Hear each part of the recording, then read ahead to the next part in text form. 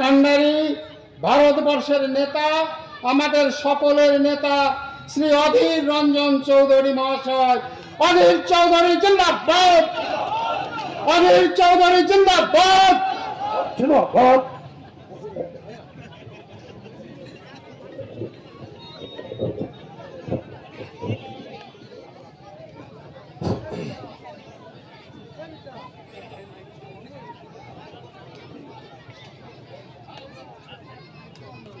আজকের এই 21শে জুলাই শহীদ দিবসকে সাক্ষী রেখে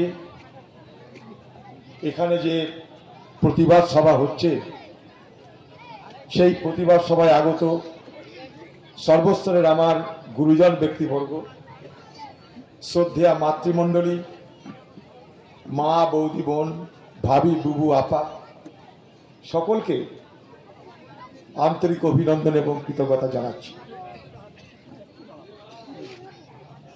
পশ্চিমবঙ্গ যুব কংগ্রেসের অত্যন্ত সক্রিয় এবং বলিষ্ঠ নেত্রী সাইনা বেগম, তারা যে সিদ্ধান্তটা নিয়েছিলেন যে কালীগঞ্জ নিয়ে একটা প্রতিবাদ সভা করা দরকার, ছোট্ট মেয়ে তামান্নাকে আমরা যেন ভুলে না যাই, তাই তারা উদ্যোগ নিয়েছিলেন একটা সভা করবার। সেই সভাকে সফল করবার জন্য নদিয়া জেলার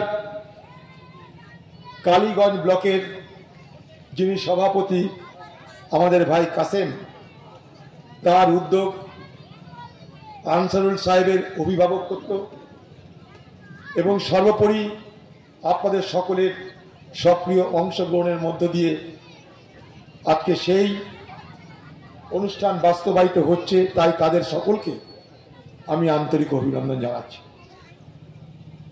মুর্শিদাবাদ জেলা থেকেও আজকে অনেক কংগ্রেসের কর্মী নেতারা এসেছেন, পাশের বর্ধমান থেকে এসেছেন, বীরভূম থেকে এসেছেন, একজন, দুজন, পাঁচজন করে যারাই শুনেছেন তারাই এসেছেন। আমাদের জাঁকজমক করার ক্ষমতা নেই, কিন্তু আমাদের প্রতিবাদ করার মানসিকতা আছে। সেই প্রতিবাদ করার মানসিকতা থেকে এখানে আমরা এসেছি। আজ মুর্শিদাবাদ জেলা একটা বড় অঘটন ঘটেছে আমাদের। মুর্শিদাবাদ জেলার কংগ্রেস দলের যিনি সভাপতি, প্রবাদ প্রতিম পুরুষ, যিনি বাংলার সবুজ বিপ্লবের নায়ক ছিলেন, আলহাজ আব্দুল সাত্তারের যোগ্য সন্তান আলহাজ আবু হেনা, তার ইন্তেকাল হয়েছে গতকাল রাত্রে।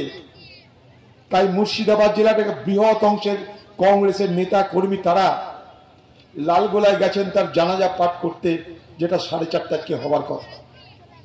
তবুও মুর্শিদাবাদ যেহেতু পাশের জেলা, সেখান থেকেও অনেক এখানে এসেছেন। তামান্নার মা, সে মুর্শিদাবাদের মেয়ে বলে শুনেছি। ফলে মুর্শিদাবাদ আর নদিয়া আজকে মিলেমিশে একাকার হয়ে গেছে এই পলাশীর প্রান্তরে।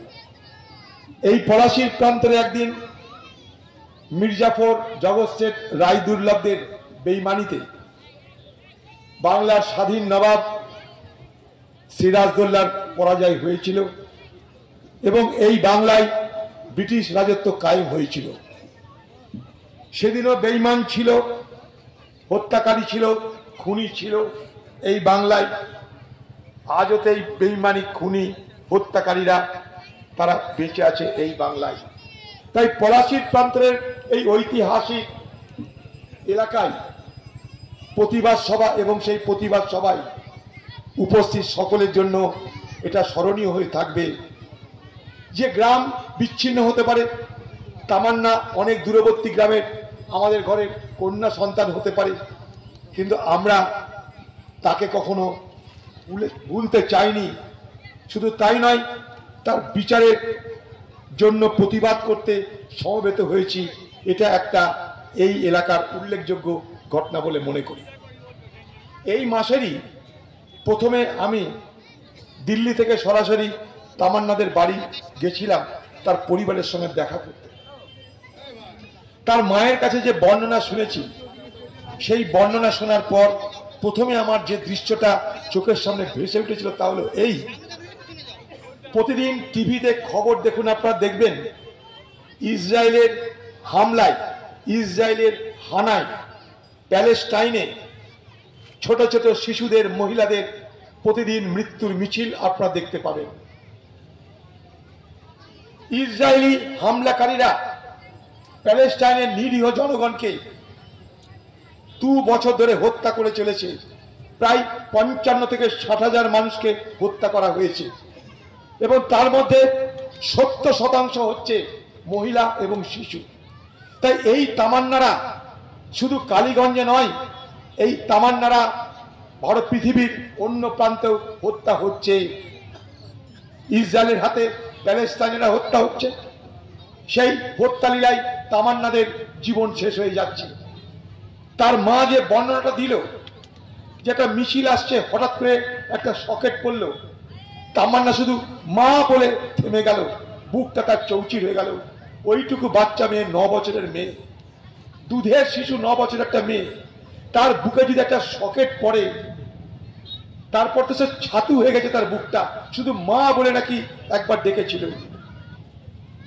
কোনো ফারাক দেখছেন ইসরায়েলি হানায় প্যালেস্টাইনের শিশুদের এই দৃশ্যের সঙ্গে কালীগঞ্জের এই তামান্না হত্যার দৃশ্যে কোনো ফারাক দেখছেন? আক্রমণকারী চরিত্রটা এক, তাহলে এই ক্ষমতা প্রদর্শন করে নিজের কর্তৃত্বকে জাহির করো। ভোট দেওয়ার ক্ষমতা হয়েছে তোমাদের টিএমসির বিরুদ্ধে, তাই তোমাদের শাস্তি। সেই শাস্তি তোমাদের ঘরের শিশুর মৃত্যুর মধ্যে দিয়ে আমরা পালন করলাম। সেই টিএমসির বিরুদ্ধে ভোট, তাই তোমাদের প্রাপ্য শাস্তির বিনিময়ে তোমাদের কন্যাকে হারাতে হবে, এই বার্তা দিল তৃণমূল।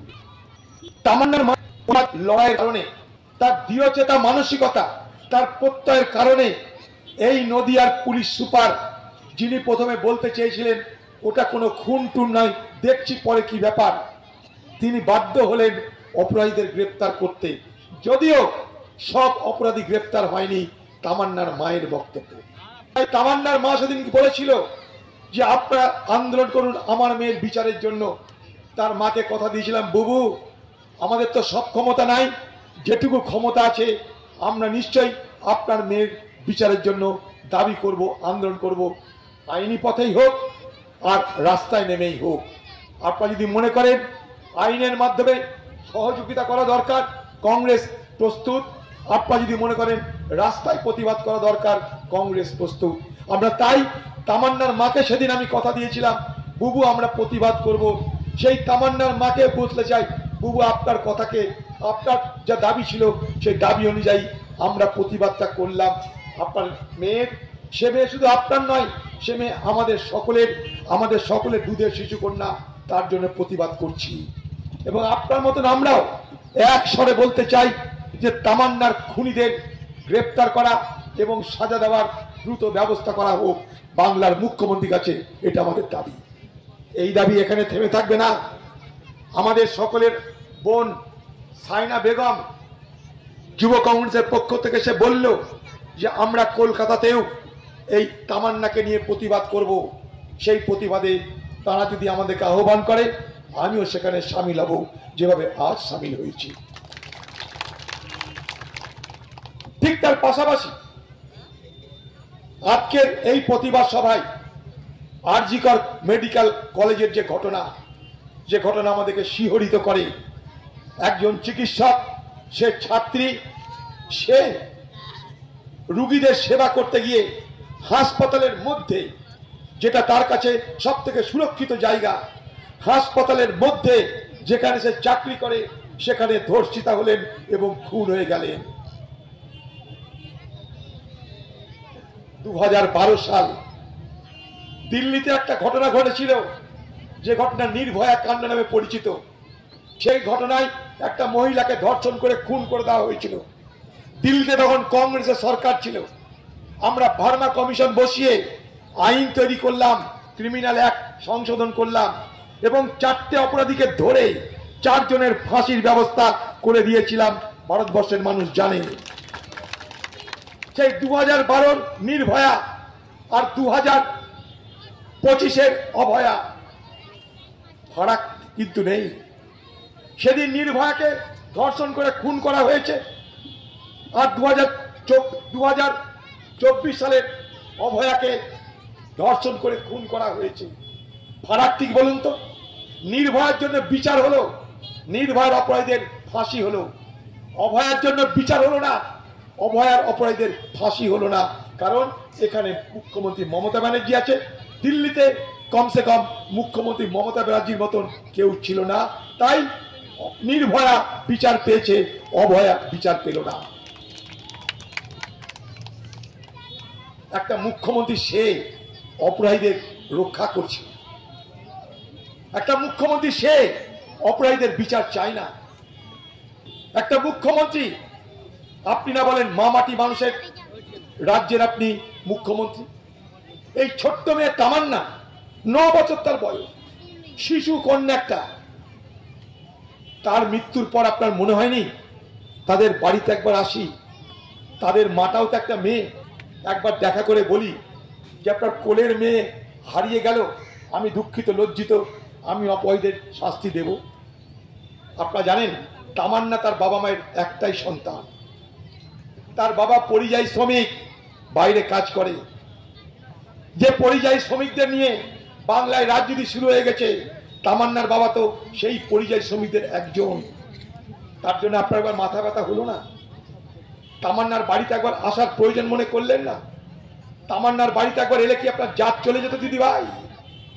আপনি লন্ডনে গিয়ে, স্পেনে গিয়ে সরকারি টাকা খরচ করে সেখানে এর সঙ্গে তার সঙ্গে দেখা করছেন, ঘুরছেন, নাচানাচি করছেন, গান করছেন, একবার তামান্নাকে দেখতে আসতে পারলেন না? আপনার জাত চলে যেত? আসেনি। তাই আমরা তামান্নার বিচার চাই, তাই আমরা অভয়ার বিচার চাই, সেই দাবিতে আমরা আন্দোলন করছি। বাংলার মানুষ সবকিছু দেখবেন, বুঝবেন। আজকে 21শে জুলাই কলকাতাতে মুখ্যমন্ত্রী মমতা ব্যানার্জির নেতৃত্বে শহীদ দিবসের নামে উৎসব হল, দেখলেন। টিভি খুলে দেখতেও পারেন, সারা পশ্চিমবঙ্গ জুড়ে হাজার হাজার বাস গেছে, হাজার হাজার গাড়ি গেছে। টাকার অভাব নেই ওদের, চারিদিকে টাকা ওদের। তৃণমূল দল টাকার পাহাড়ে বসে আছে। সারা ভারতবর্ষে সব থেকে বেশি টাকা বিজেপির, তারপরে সব থেকে বেশি টাকা তৃণমূলের, সরকারি হিসাবে কথা বলছে। তাই টাকা তাদের অভাব নেই, তাদের দলের লোকরা যাবে, খাবে, পড়বে, তার জন্য ব্যবস্থার কোনো ত্রুটি নেই। কিন্তু সেই শহীদ দিবসে কি পেলাম আমরা? 1993 সালে শহীদ হয়েছিল 13 জন কংগ্রেসের কর্মী। আপনি দেখছেন শহীদ দিবস উপলক্ষে সারা বাংলার প্রত্যেকটা লাইট পোস্টের দেওয়ালে ছবি ছাপানো হয়েছে, দুটো লোকের ছবি। কার? বাংলার মুখ্যমন্ত্রী মমতা ব্যানার্জি আর তার আদরের খোকা বাবু, তার ভাই ভাতিজা। এই দুটো ছবি ছাড়া আর কোন ছবি বাংলায় তৃণমূলের কোন কাট আউটে আপনার দেখতে পাবেন না, তৃণমূলের কোন পোস্টার দেখতে পাবেন না। এমনকি তৃণমূল দলের যিনি রাজ্যের সভাপতি, সেই হতভাগ্য সভাপতি, তারও একটা ছবি কোথাও জায়গা করে নিতে পারেনি। এমনই তৃণমূল পার্টি, শুধু দুটো লোকের ছবি, তারা শহীদ দিবস পালন করছে। কিন্তু যে 13 জন যুবক 1953 সালে গুলিতে লুটিয়ে পড়েছিল, সেই 13 জন শহীদের একজনের ছবি কি কোথাও আছে? তৃণমূল দলের পক্ষ থেকে একজনের ছবি, একজনের নাম কোন পোস্টারে লেখা আছে না। কারণ তারা নাটক করে শহীদ দিবস পালন করে। শহীদ দিবস মানে শক্তি প্রদর্শনের দিবস, আমার ক্ষমতা প্রকাশের দিবস, আমার অর্থের প্রকাশ, আমার সংগঠনের ক্ষমতা দেখো, অর্থের ক্ষমতা দেখো, শক্তির ক্ষমতা দেখো, শক্তির প্রকাশ। আপনারা জানেন, আজকের পুলিশ বন্ধুদের বলছি, অনেক পুলিশ বন্ধু এখানে আছেন, 1993 সালে যেদিন এই 13 জন শহীদ হয়, সেদিন মমতা ব্যানার্জির উপরে পুলিশের লাঠি চলছিল। একজন পুলিশের কনস্টেবল, তার নাম সিরাজুল, সেদিন আইজি দীনেশ বাজপেয়ীর বিরুদ্ধে রাইফেল তাক করে বলেছিল, মমতা ব্যানার্জিকে উপরে আঘাত করা বন্ধ করতে হবে, নাহলে আমি গুলি চালিয়ে দেবো। সেই রাইফেলটা চালানোর আগে আল্লাহর দিকে রাইফেলের নল উঠিয়ে আল্লাহর কাছ থেকে অনুমতি নিয়ে গুলি চালাতে যাবে, দীনেশ বাজপেয়ী সেখান থেকে পালিয়ে গেছিল। সেই পুলিশ কনস্টেবল সিরাজুল আজও বেঁচে আছে, তার চাকরি চলে গেছিল, কারণ পুলিশ অফিসারের বিরুদ্ধে সে শৃঙ্খলা ভঙ্গ করেছিল। মমতা ক্ষমতা এলো, মমতা কাছে দরবার করলো যে আপনাকে বাঁচাতে গিয়ে আমার চাকরি চলে গেছে, আমার সংসার চলছে না, আপনি একটু ব্যবস্থা করুন। মমতা বলল ঠিক আছে, আমি একটা সিভিক পুলিশের চাকরি দেব। সে বলছে না, সিভিক পুলিশের চাকরি চাই না, যে চাকরি করতে করতে আমি আপনাকে বাঁচিয়েছি সেই চাকরি আমাকে ফেরত দিন। আজও মমতা চাকরি ফেরত দেয়নি, আজও তার বেকারত্ব যায়নি। সেই সিরাজুলদের মতন অবস্থা যেন আপনাদের না হয়। দেখছেন না তৃণমূল নেতা বীরভূমের কেসটার কি হাল হয়েছে? কেসটাকে এখন তৃণমূলের শহীদ সভাতে ঢুকতে দেওয়া হচ্ছে না, কেসটার জন্য গেট বন্ধ। কেসটা শত চেষ্টা করেও শহীদ দিবসের গেট খুলতে পারলো না, কারণ কেসটার দর আর নাই। কেসটা এখন আর বোম টম বানাতে পারছে না, মারামারি করতে পারছে না, কেসটা এখন দিদির বোঝা। তাই বোঝা নামিয়ে দিদি কেসটার হাত থেকে বিদায় নিতে চাইছে, আর কেসটা শত চেষ্টা করেও দিদির কাছাকাছি হতে পারছে না। তৃণমূলের মস্তানরা মনে রেখো, তোমাদের জন্য আগামী দিনে এই কেসটার হালাত অপেক্ষা করছে। এই বাংলায় কি হচ্ছে আজকে দিদি বক্তৃতা দিল, সেই বক্তৃতায় তৃণমূলের নেতাদের বলছে, তৃণমূলের কর্মীদের বলছে তোমাদের এই করতে হবে, তাই করতে হবে, দখল করতে হবে, খেলা করতে হবে। বলো সব, একবার কি বলেছে পশ্চিমবঙ্গের শিল্প করতে হবে? একবার কি বলেছে পশ্চিমবঙ্গে বেকারদের জন্য চাকরির ব্যবস্থা করতে হবে? বলুন, একবার কি বলেছে যে পশ্চিমবঙ্গে ধর্ষণ বন্ধ করতে হবে? একবার কি বলেছে যে পশ্চিমবঙ্গে চুরি বন্ধ করতে হবে? একবার কি বলেছে যে বেকার যুবকদের চাকরি যেভাবে আমরা খেয়ে নিয়েছি, আর সেই চাকরি যেন কেউ কখনো খেতে না পারে, তার জন্য আপনাদের সতর্ক থাকতে হবে? কি বলেছে? বিজেপিকে মারতে হবে, তাড়াতে হবে, দেখতে হবে। এই দিদি চাই বিজেপি, বিজেপি চাই দিদি, মোদি চাই দিদিকে, দিদি চাই মোদিকে। এই সহজ সরল সত্য কথাটা বোঝার চেষ্টা করবেন বাংলার মানুষ। ভোট আসবে, এনআরসির গল্প আসবে, ভোট আসবে, পরিযায়ী শ্রমিকের নাম করে হিন্দু মুসলমানের বিভাজন হবে। মনে রাখবেন, এই নদিয়া একটা শ্রমিক আনাজ শেখ তার নাম, হরিয়ানাতে তাকে সেখানকার পুলিশ হয়রান করেছে, বাংলাদেশি বলে তাকে হয়রান করেছে। সেই আনাজ শেখ হয়রানির পর পুলিশের হাত থেকে ছাড়া পেয়ে সে বলছে পশ্চিমবঙ্গে আমি ফেরত যাব না। তাকে সাংবাদিকরা জিজ্ঞেস করছে কেন যাবেন না? বলছে এখানে ঝুট ঝামেলা যাই হোক, এখানেই আমাকে থাকতে হবে, কারণ এখানে আমার রোজগার। বাংলায় গেলে খাবো কি? বাংলায় গেলে কাজ করবো কোথায়? বাংলায় গেলে কর্ম কোথায়? আনাজ শেখ আর আনাজ শেখের বউ তারা সিদ্ধান্ত নিয়েছে, যাই কিছু হোক আমরা হরিয়ানা ছাড়বো না, বাংলায় আমরা যাব না। তাতে দিদির কি যায় আসে? দিদি পরিযায়ী শ্রমিকদেরকে হাতিয়ার করে ভোট করবে, কিন্তু পরিযায়ী শ্রমিকদের বিপদের সময় তাদের পাশে দাঁড়াতে যাবে না, তাদেরকে নিয়ে রাজনীতি করবে, তাদের পাশে দাঁড়াতে যাবে না। আমি বাংলার মুখ্যমন্ত্রীকে বলতে চাই, প্রথম প্রশ্ন আমার, পশ্চিমবঙ্গের কত মানুষ বাইরে পরিযায়ী শ্রমিক হিসাবে রুটি রুজির জন্য চলে গেছেন? পশ্চিমবঙ্গের কত মানুষ আরব দুনিয়ায়, বাইরের দুনিয়ায় পরিযায়ী শ্রমিক হিসাবে রুটি রুজির জন্য গেছেন? তার তালিকা তৈরি হয়েছে? তার তালিকা আপনার কাছে আছে? না। যখন কোভিড হয়েছিল মনে করে দেখুন, সেই সময় পশ্চিমবঙ্গের মুখ্যমন্ত্রী বলেছিল 53 লক্ষ পরিযায়ী শ্রমিক বাইরে আছে, আজকে বলছে 22 লক্ষ। কোভিডের সময় আমি নিজে তখন ভারতবর্ষের পার্লামেন্টের বিরোধী দলের নেতা ছিলাম। আমি একদিন রেলমন্ত্রী পীযূষ গোয়েলকে বললাম, গোয়েল সাহেব আপনি পশ্চিমবঙ্গের মানুষের জন্য স্পেশাল ট্রেনের ব্যবস্থা করুন। তো গোয়েল বললে এরকম করে হয় না, মুখ্যমন্ত্রীকে বলতে হবে। আমি প্রধানমন্ত্রীকে বলতে হবে। আমি প্রধানমন্ত্রীকে বললাম, প্রধানমন্ত্রী বলল আপনি কি কেরল থেকে, মহারাষ্ট্র থেকে কোভিডকে ট্রান্সপোর্ট করবেন ট্রেনে করে? আমরা না, ট্রেনে যখন উঠবে তাকে পরীক্ষা নিরীক্ষা করা হোক, ট্রেন থেকে নামবে পরীক্ষা করা হোক, যদি কারো কোভিড থাকে তাকে আলাদা করে দাও। কিন্তু এইভাবে এই অমানবিক পরিস্থিতির মধ্যে বাংলার হাজার হাজার লক্ষ লক্ষ পরিযায়ী শ্রমিককে আপনারা বেঁধে রাখবেন না। পীযূষ গোয়েল রেলমন্ত্রী আমার সঙ্গে হ্যাঁ না করছে, আমি তখন দিল্লিতে, আমি বললাম গোয়েল সাহেব আপনি যদি আমাদের কথা অনুযায়ী ট্রেন দেওয়ার ব্যবস্থা না করেন আমি রেল দপ্তরের সামনে গিয়ে অবস্থান করব। প্রধানমন্ত্রীকে বললাম আমি রেল দপ্তরের সামনে অবস্থান করব, পশ্চিমবঙ্গের পরিযায়ী শ্রমিকদের জন্য ট্রেনের ব্যবস্থা করুন। 50টা ট্রেন দেওয়ার সিদ্ধান্ত হলো। বাংলার মুখ্যমন্ত্রী সেদিন কি করলেন জানেন? যখন ট্রেন আসবে স্যাংশন হয়ে গেছে, তখন বাংলার মুখ্যমন্ত্রী বলেন আমি ট্রেন ঢুকতে দেব না, কারণ করোনা এক্সপ্রেস নিয়ে এইসব লোকেরা পশ্চিমবঙ্গে ঢুকে আমার বিপদ করবে। আপনার ঘরের ভাই বোনেরা বাইরে বিপদে পড়েছে, ট্রেনে আসছে, সে ট্রেনকে ঢুকতে দেয়নি এই বাংলার মুখ্যমন্ত্রী।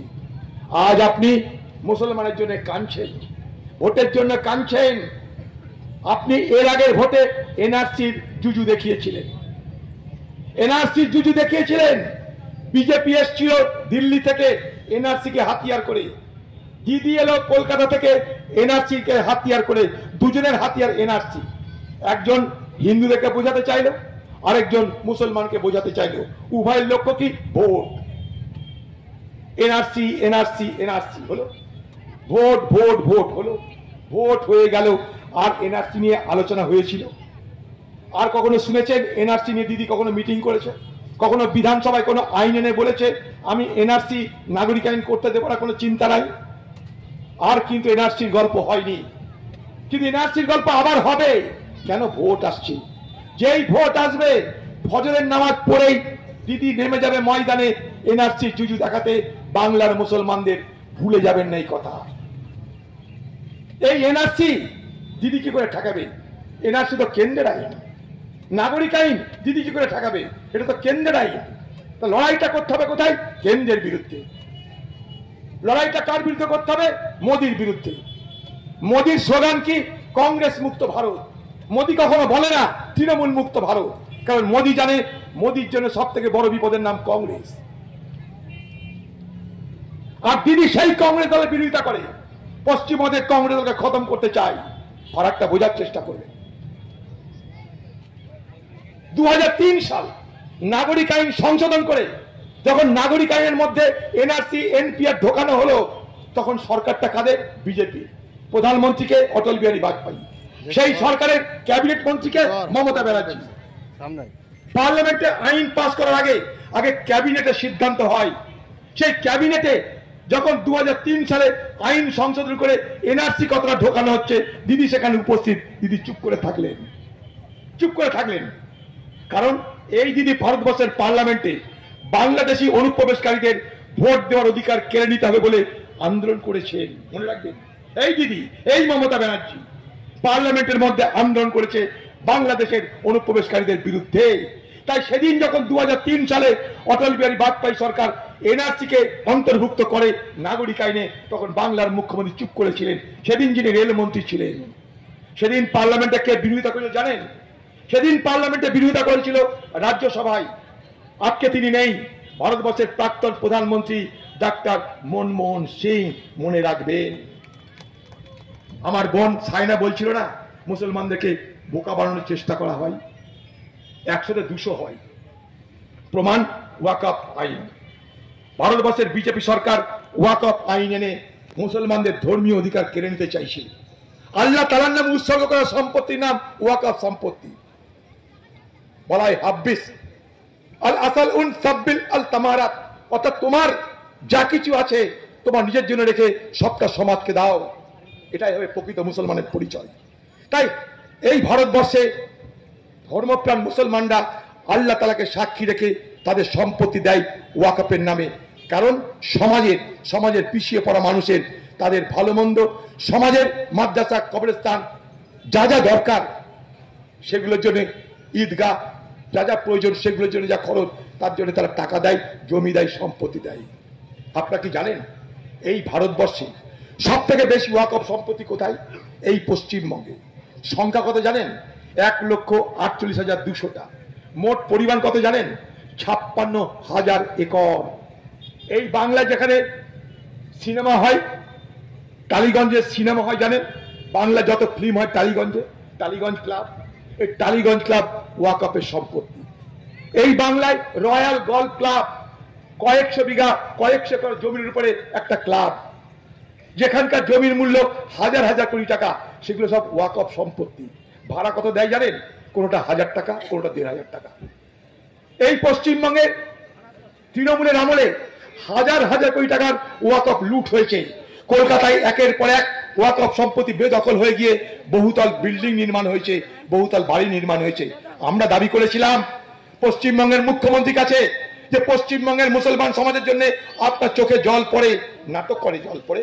তো সেই মুখ্যমন্ত্রীকে বলেছিলাম ওয়াকফ সম্পত্তির জন্য শ্বেতপত্র প্রকাশ করা হোক, এই ওয়াকফ সম্পত্তি থেকে কত রোজগার করে সেটা জানানো হোক, আর ওয়াকফ সম্পত্তি প্রকৃতপক্ষে ব্যবহার করতে হলে কত রোজগার হতে পারে সাচার কমিটি বলে দিয়েছে।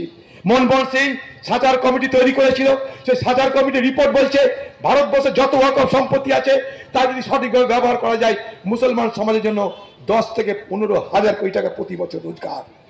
হ্যাঁ, তার মধ্যে সব থেকে বেশি ওয়াকফ সম্পত্তি এই পশ্চিমবঙ্গে। আমরা তার জন্য যখন প্রতিবাদ করতে গেছিলাম ভারতবর্ষের সরকারের বিরুদ্ধে, কারণ আগামী দিনে আপনার কবরস্থান, আপনার ঈদগাহ, আপনার খানকা থাকবে কিনা আপনি জানেন না, আপনি জানেন না।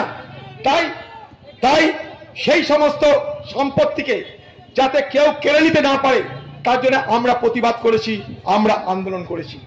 আর সেই পশ্চিমবঙ্গের মুখ্যমন্ত্রী যিনি মুসলমান সমাজের জন্য চোখের জল ফেলেন, সেই বাংলার মুখ্যমন্ত্রী আমাদেরকে বলছে ওয়াকফ সম্পত্তি যদি আন্দোলন করতে হয় সিধা চলে যান দিল্লি, এখানে কোনো আন্দোলন হবে না। আমরা তাই মুসলমান সমাজকে বলতে চাই, বাংলার মুখ্যমন্ত্রীর এই কুম্ভীরাশ্রু কুমিরের চোখের জল দেখে আপনারা বিভ্রান্ত হবেন না, আপনারা বিভ্রান্ত হবেন না। বাংলার মুখ্যমন্ত্রী কুমিরের চোখের জল দেখে। আপনাদেরকে আরো জানিয়ে রাখি, 2012 সাল পশ্চিমবঙ্গের মুখ্যমন্ত্রী কথা দিয়েছিল পশ্চিমবঙ্গের 10,000 বেসরকারি মাদ্রাসাকে স্বীকৃতি দেওয়া হবে, অর্থ প্রদান করা হবে। এখন পর্যন্ত মাত্র 235টা মাদ্রাসাকে স্বীকৃতি দেওয়া হয়েছে। সেই 235টা মাদ্রাসার মধ্যে 32টা মাদ্রাসায় শিক্ষক নিয়োগের জন্য টাকা দেওয়া বন্ধ হয়ে গেছে। আরো 128টা মাদ্রাসায় আগামী দিনে বন্ধ করে দেওয়ার জন্য ব্যবস্থা হচ্ছে, তার জন্য আশঙ্কা প্রকাশ করেছে মুসলমান সমাজের শিক্ষক শিক্ষিকারা। এটা গেল 2 নম্বর উদাহরণ। 3 নম্বর আপনাদের বলি, আপনার তাকিয়ে দেখুন, আজকে মসজিদে মসজিদে ইমামদের জন্য ভাতা দেওয়া হয়।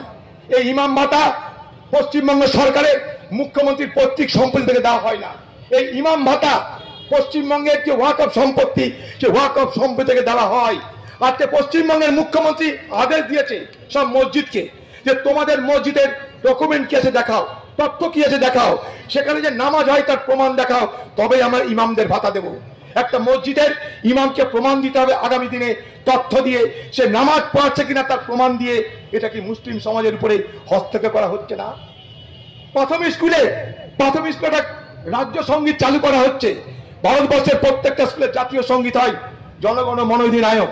পশ্চিমবঙ্গ সরকার একটা নতুন সঙ্গীত আনছে যার নাম রাজ্য সঙ্গীত। সেই রাজ্য সঙ্গীতে বলা হচ্ছে বাংলার মাটি বাংলার জল, বাংলার বায়ু বাংলার ফল, পূর্ণ হোক পূর্ণ হোক পূর্ণ হোক হে ভগবান।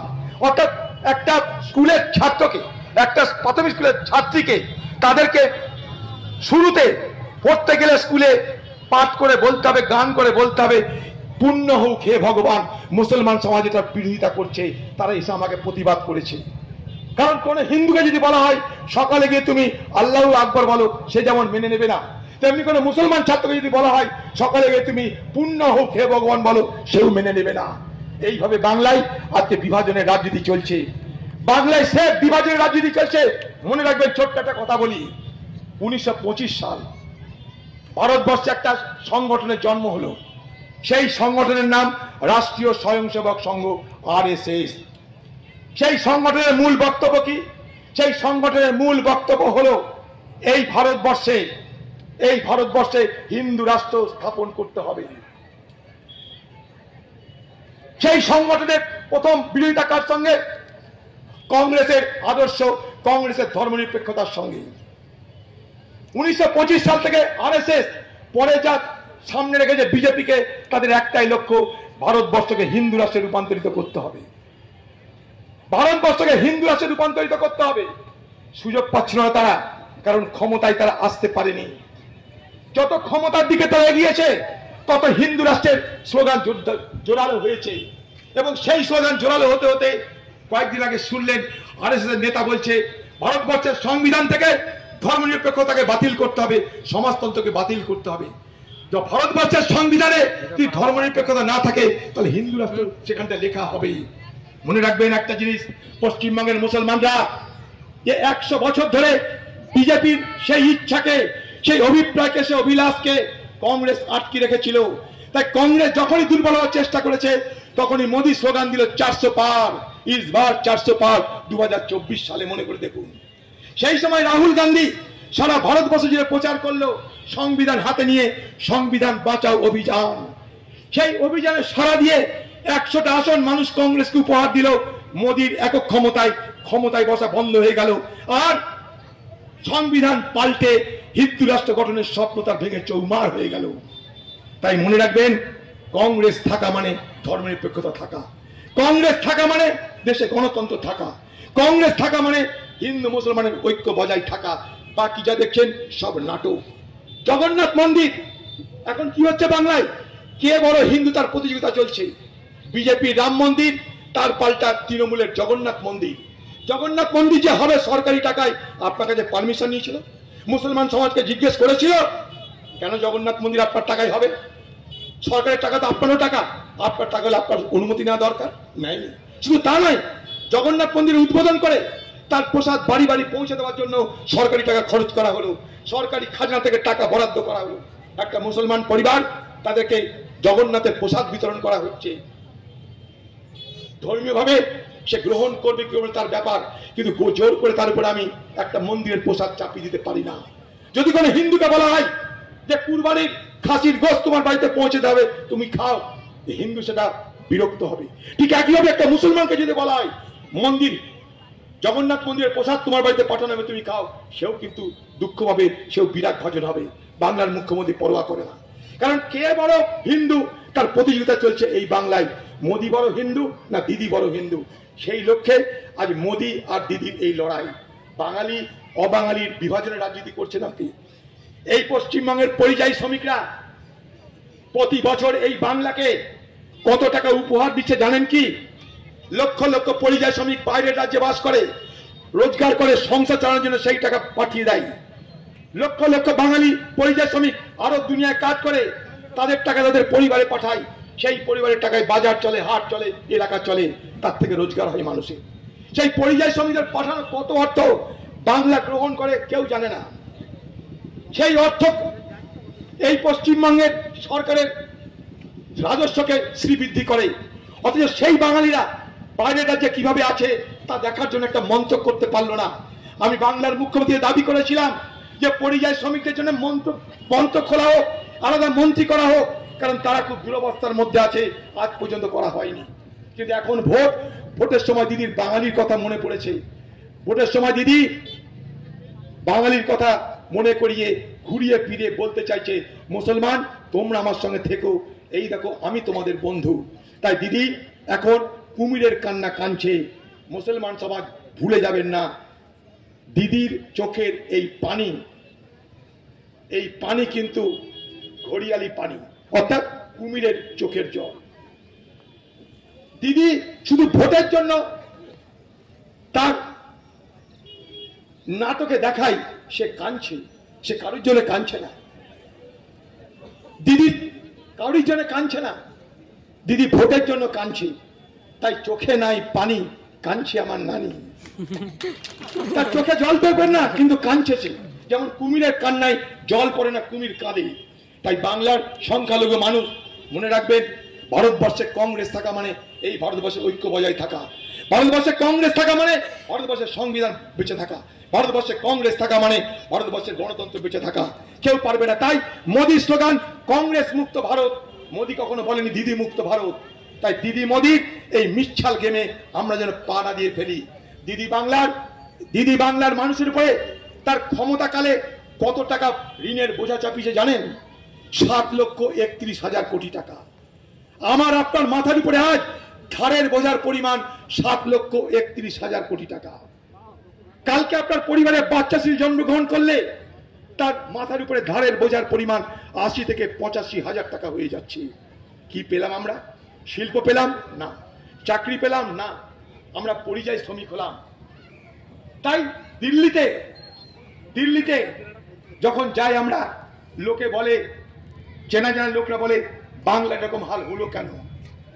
এই বাংলা শিক্ষিত বাংলা ছিল, এই বাংলা যেখানে সারা ভারতবর্ষের অন্য রাজ্যের মানুষ রুটি কামাতে যেত, রুটি কামাতে গেছে, আর সেই বাংলা এত দুর্বল হয়ে গেল কেন? এত আর্থিক দিক থেকে পিছিয়ে পড়লো কেন? আমাদের কিছু বলার থাকে না। দিদি আমাদের কিছু করুক আর না করুক, দিদি 15 বছর শাসনকালে বাঙালিকে কাঙালি নিশ্চয় করেছে। আজ বাঙালি দিদির নেতৃত্বে কাঙালিতে রূপান্তরিত হয়েছে। তাই আমাদের দুরবস্থা শেষ নাই। এখানে লুট আছে, চুরি আছে, ধর্ষণ আছে, হত্যা আছে, মারামারি আছে, বাকি উন্নয়ন নেই, চাকরি নেই, মানুষের জীবনে শান্তি নেই, মানুষের জীবনে নিশ্চয়তা নেই। তাই ঘরের মেয়ে ধর্ষণ হয়, এখানে ধর্ষক পাওয়া যায়, গবেষক পাওয়া যায় না। তাই ঘরের মেয়ে ধর্ষণ হয়, ছোট্ট মেয়ে তামান্নাকে হত্যা হতে হয়, আজকে অভয়াকে ধর্ষণ করে খুন করা হয়, তার কোনো বিচার হয় না। কিন্তু এই বিচার আজ না হয় কাল হতেই হবে। আজকে যাকে দেখে মনে হচ্ছে বিরাট পর্বত, কালকে সেই পর্বত থাকবে না। কালকে সেই পর্বত পার হয়ে পশ্চিমবঙ্গের মানুষ এই বাংলায় তৃণমূল নামক সাপদের দলকে উচ্ছেদ করে এই বাংলায় শান্তি, সুরক্ষা, আমাদের আর্থিক উন্নয়ন ফিরিয়ে আনবো। এই কাজ আমরা আগামী দিনে করব।